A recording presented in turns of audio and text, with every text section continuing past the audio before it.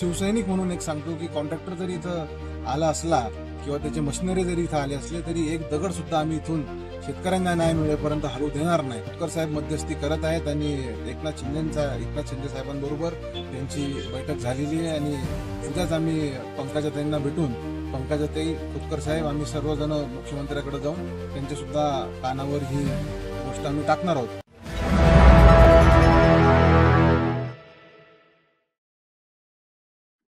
दिलीप राठे साहेबांच्या नेतृत्वाखाली जे मोठं आंदोलन इथं जालना नांदेडच्या संदर्भात उभारण्यात आलेलं आहे। खरं तर आज सर्व संबंधित शेतकरी हे कोरड्या विहीरमध्ये उडी घेणार होते। काहींनी आम्ही याच्या आधी उड्या घेतलेल्या सुद्धा आहेत, पण मला वाटतं हे पहिलं आंदोलन नसून जवळपास 70 दिवस या आंदोलनाला झालेले आहेत आणि याच्या आधी पाणी जिथं ज्या विहिरीत पाणी आहे त्या विहिरीत सुद्धा यांनी उड्या खाल्लेल्या आहेत।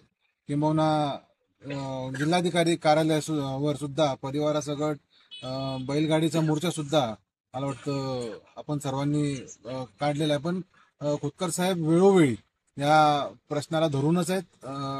आम्ही जसं आता भाऊसाहेब भुगेंनी सांगितलं की कॉन्ट्रॅक्टर इथं आलेला आहे, पण एक शिवसेना आणि शिवसैनिक म्हणून एक सांगतो की कॉन्ट्रॅक्टर जरी इथं आला असला किंवा त्याचे मशिनरी जरी इथं आले असले तरी एक दगड सुद्धा आम्ही इथून शेतकऱ्यांना न्याय मिळेपर्यंत हलवू देणार नाही।